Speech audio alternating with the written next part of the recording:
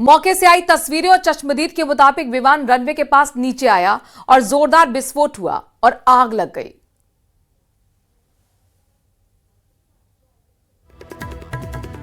तो ये तस्वीरें आपको हम दिखा रहे हैं महाराष्ट्र के बारामती की। ये घटनास्थल की तस्वीरें हैं। लगातार आपको हम बड़ी अपडेट भी दे रहे हैं। ये देखिए पूरी तरह से प्लेन जो क्रैश हुआ था वो किस तरीके से आग का गोला बना, और जो चश्मदीद थे वो बताते हैं कि विमान रनवे के पास नीचे आया है। जोरदार विस्फोट पहले हुआ और फिर विस्फोट के बाद पूरा ये जो प्लेन था वो आग का गोला बन गया। मानव शरीर इसमें इतना भयानक ये हादसा था, इतना भयानक तरीके से आग लगी है कि मानव शरीर यहां पर बचा नहीं। आणि आमच्या पाठीमागेच विमानतळ म्हणजे एरोप्लेनची धावपट्टी आहे आणि ते आम्ही बाहेर काम करत असताना अगोदर आलेलं विमान ते आम्ही म्हणजे पाहिलेलं, पण ते असं चांगलं गेलेलं, वरून उडून गेलं, ते रिटर्न फिरून परत माघारी आलं आणि गावाकडे गेलं। गावाकडून आल्यानंतर ते खूप खाली म्हणजे आलतं आणि खाली आल्यानंतर आम्ही बाहेरच होतो। ते असं वरती जायचं ते धावपट्टीच्या कडेला असं ते क्रॅश झालं आणि क्रॅश झाल्याबरोबर असं पलटी होऊन त्याचा असा मोठा स्फोट झाला। मग आम्ही पाहिलेलं, आम्ही बाहेरच होतो तेव्हा म्हणजे 8:45 पावणे 9ला ही घटना झालेली। मग आम्ही खूप घाबरलेलो, आमच्या घराच्या पाठीमागे त्याचे पाठे सगळे पडलेले होते आलेले। मग आम्ही सगळे म्हणजे पट्टीवरती माणसं आहेत ना एरोप्लेनची, त्यांना फोन केलं, त्यांना कळवलं, ते नंतर आले, पोलीस हे आले, मग ते अग्निशामक आला आणि ते खूप मोठा म्हणजे जाळ झालेला 15 मिनिटं असा विजत नव्हता, ते सगळे आले असे म्हणजे उभा राहिलेले, मग नंतर विजवला आणि साईडला एक बॉडी पडलेली ती पाहिली, पण म्हणजे ते आम्हाला माहित नव्हतं कोणाची आहे, पण ती नंतर कळलं की अशी दादांची बॉडी होती आणि ते फक्त वरचं मुंडकं असं ते साईडला गेलेलं आणि खालची बॉडी होती ते पूर्ण फुगलेली आणि असे त्यांचे म्हणजे हातपाय असे मोठे झालेले सगळं ते पाहिलेलं। नंतर त्यांनी मग आम्हाला मग आम्ही कापड ब्लँकेट ही नवीन नेली आणि मग त्यांना असं म्हणजे ते गुंडाळलं, त्यांच्या हातात ते वॉची काहीतरी होतं, त्यानंतर ते माणसांनी ओळखले की हे दादात आहेत, पण आम्हाला माहित नव्हतं आणि ही घटना खूप दुर्दैवी घडली, असं नव्हतं व्हायला पाहिजे। तो प्यार से उन्हें लोग अजीत दादा बोलते थे और उन्होंने बताया चश्मदीदों ने कि किस तरीके से वहां पर ये पूरा हादसा हुआ। विमान हादसे की आपको 8 तस्वीरें दिखाते हैं। हादसे की पहली तस्वीर देखिए, जहां पर विमान क्रैश होने के बाद जब गिरा तो आग किस तरीके से लगी हुई है। दूसरी तस्वीर भी आप देख सकते हैं, धुआं उठता हुआ नजर आ रहा है। तीसरी तस्वीर में भी देखिए सब कुछ जलकर राख हो चुका है। चौथी तस्वीर में भी देखिए किस तरह से हड़कंप मचा हुआ है। पुलिस मौके पर पहुंची स्थानीय लोगों की सूचना के बाद। 5वीं तस्वीर में देखिए किस तरीके से, फिर उसके बाद ब्लैक जो बॉक्स है जिसके लिए यहाँ पर अब पूरे 4 सदस्यीय दल भी पहुंच चुका है। 6ठी तस्वीर, 7वीं तस्वीर, 8वीं तस्वीर में हादसे की हर एक आपको हम अपडेट कैमरे के माध्यम से दिखा रहे हैं। न्यूज़ 18 की टीम घटनास्थल पर मौजूद।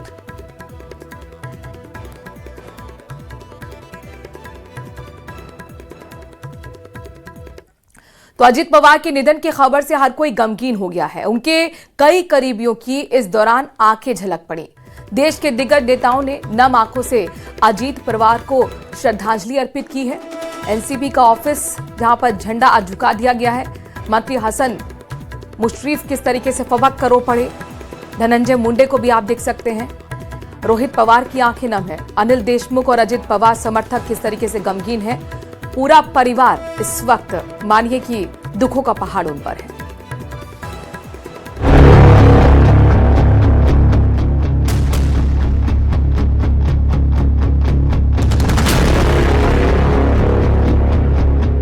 जलकर राख हो चुका ये वही विमान है जिसमें सवार होकर अजीत पवार बारामती के लिए निकले थे, लेकिन ये उनका आखिरी सफर बन गया, क्योंकि बारामती पहुंचने के बाद जैसे ही विमान की लैंडिंग शुरू हुई हादसा हो गया।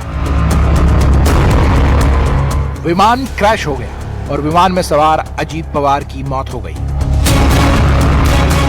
अजीत पवार के अलावा विमान में बैठे बाकी सभी लोगों की भी जान चली गई। हादसे के बाद विमान की जो तस्वीरें आई वो दिल दहलाने वाली थी, जिन्हें देखकर अंदाजा लग गया कि हादसा कितना भयंकर रहा होगा, क्योंकि जो विमान क्रैश हुआ वो राख हो गया। मलबे में सिर्फ कालिक ही नजर आई, कुछ नहीं बचा। जिसने भी अजीत पवार के जले हुए विमान को देखा उसने अंदाजा लगाना शुरू कर दिया कि अंदर बैठे लोगों की क्या हालत हुई होगी। जानकारी आई कि अजीत पवार के चार्टर्ड प्लेन VTSSK ने सुबह तकरीबन 8:10 पर मुंबई से उड़ान भरी थी और करीब 1 घंटे बाद हादसा हो गया।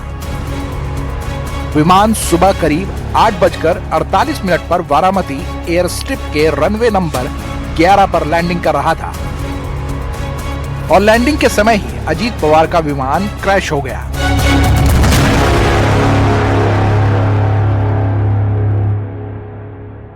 ये हमने देखा कि एरोप्लेन जब नीचे आया था ऐसा लग रहा था उसका क्रैश हो जाएगा ऐसा हम सोच रहे थे, तभी क्रैश हो गया।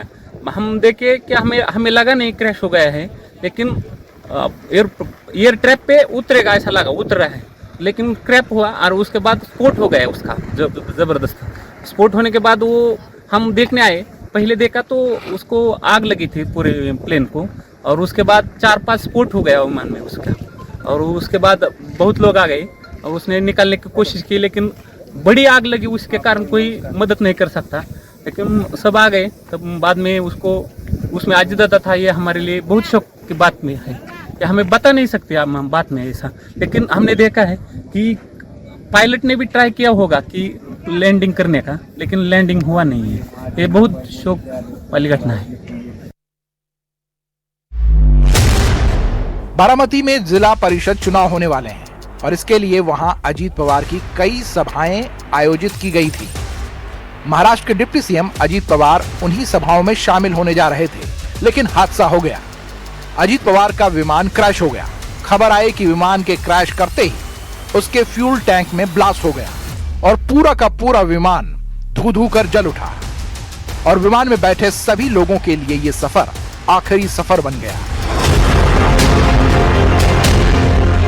कहा जा रहा है कि पायलट ने विमान की सुरक्षित लैंडिंग की कोशिश की थी, लेकिन उसका संतुलन ही बिगड़ गया। सूत्रों के मुताबिक एयरक्राफ्ट क्रैश होने की पहली वजह कोहरा था, क्योंकि पुणे और बारामती के पास काफी ज्यादा कोहरा था। कोहरे के कारण एयरक्राफ्ट अपनी दिशा में नहीं जा पाया और पहाड़ी इलाके से गुजरते समय क्रैश हुआ।